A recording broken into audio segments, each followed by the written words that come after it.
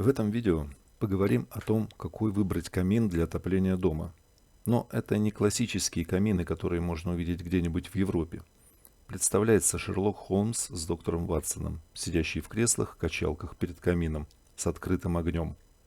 На самом деле, классический европейский камин – странное сооружение, которое не может согреть дом, лишь тех, кто сидит прямо перед ним лучистым теплом открытого огня. А весь теплый воздух из дома улетает в трубу, которая к тому же выходит из стены дома и проходит по улице. Хотя труба, или скорее дымоход, также мог бы нагреваться и отдавать тепло, как это сделано в обычных отопительных печах. Современные камины, которые можно эффективно использовать для отопления дома, представляют из себя железную или чугунную топку, для которой делают дополнительную облицовку, и она имеет высокий коэффициент полезного действия, даже выше, чем у классических отопительных печей.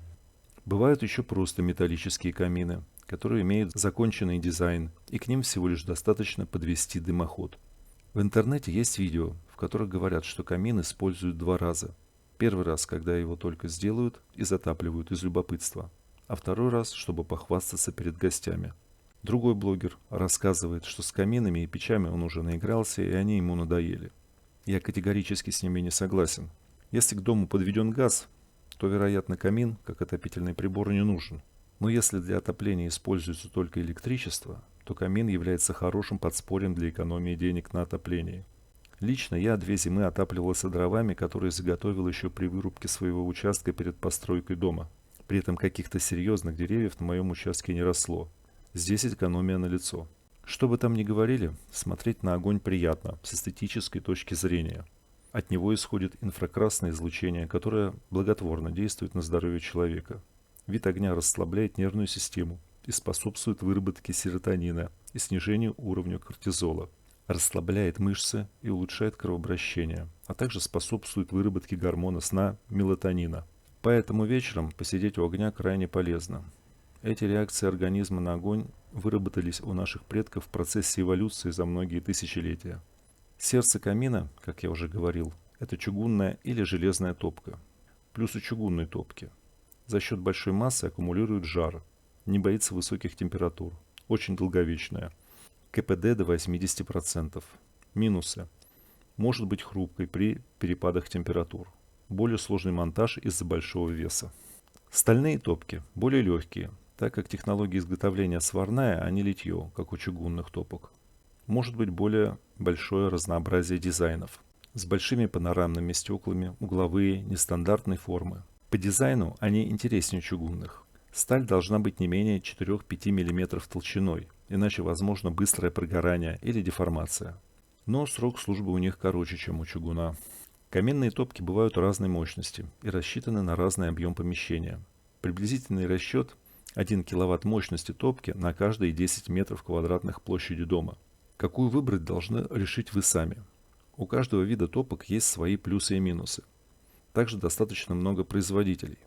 К топке подсоединяется дымоход. Хорошим вариантом будет дымоход из нержавеющей стали марки стали IC304 или 321 толщиной 0,8 или 1 мм.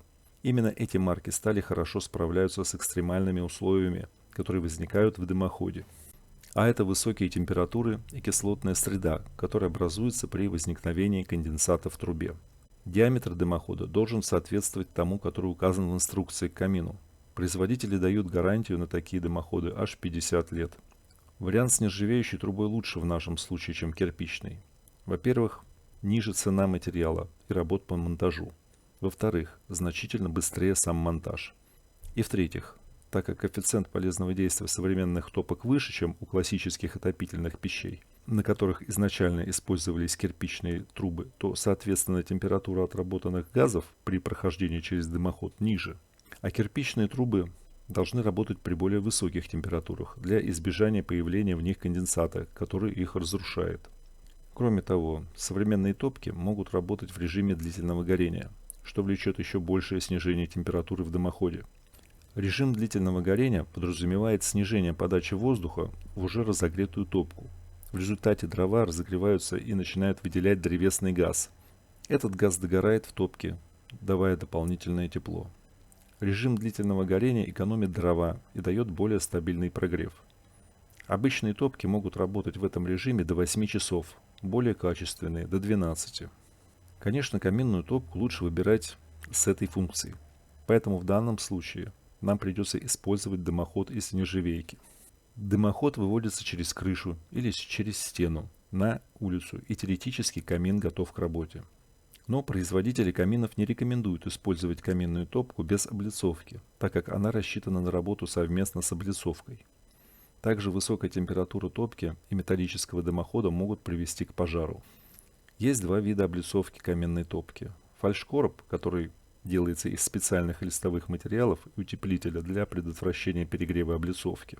В фарш-коробе нечему накапливать тепло, поэтому такие камины греют только воздух, и по воздуховодам он идет в разные помещения. Хотя за отдельную плату на каминную топку можно устанавливать накопители тепла. Теплый воздух, нагретый камином, очень быстро улетит в вентиляцию, поэтому в доме будет тепло, пока работает камин. Это неудобно. Теплонакопительный элемент аккумулирует тепло. Таким образом появляется температурная инерционность. И даже после окончания работы камина теплонакопительный элемент будет согревать дом некоторое время. И чем больше его масса, тем больше теплоемкость теплонакопителя. И тем дольше он будет работать на обогрев дома. В качестве теплонакопительного элемента можно использовать талькохлорид. Этот камень, который имеет уникальные теплонакопительные свойства. Из него даже полностью делают печь отопления. Но стоит этот камень дорого. Фальшкороб, как облицовка каменной топки, имеет некоторые достоинства. Он легкий и быстро монтируется. У него отсутствует температурная инерционность. Не могу удержаться, чтобы не высказать свое личное мнение. Мне режет ухо все, что связано со словом фальш. Фальшкороб, фальшпанель и так далее. Мне кажется, что это обман самого себя, не говоря про своих близких людей. В моем понятии даже декоративные элементы должны нести функциональную нагрузку. Но, возможно, это всего лишь мое субъективное мнение, основанное на подростковом максимализме. Хотя я уже, кажется, уже давно и не подросток. Исходя из этого, я считаю, что облицовка камина должна быть из кирпича. Во-первых, это настоящий материал, без фальши.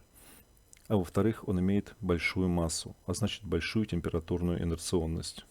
Конечно, у этого варианта есть существенные минусы. Это большой вес и сложность монтажа. Под такую тяжелую конструкцию понадобится свой фундамент. А если ваш дом стоит на фундаменте монолитная железобетонная плита, то еще при закладке фундамента, в том месте, где планируется камин, надо смонтировать усиленную арматуру. Если нанимать на монтаж камина профессиональных печников, то их работа будет стоить дороже, чем кирпич, который потребуется для камина раза в 1,5. Можно сделать самому, но на это потребуется время. Я свой камин клал около месяца. Но так как у меня дом двухэтажный, то кладка кирпича была не только на первом этаже, но и на втором. То есть с одноэтажным домом все будет быстрее и проще. В следующем видео я как раз хочу подробно рассказать, как сделать кирпичный камин самостоятельно. Это будет видеоинструкция на эту тему. Так что, чтобы не пропустить, подписывайтесь. Желаю вам успехов в строительстве вашего дома.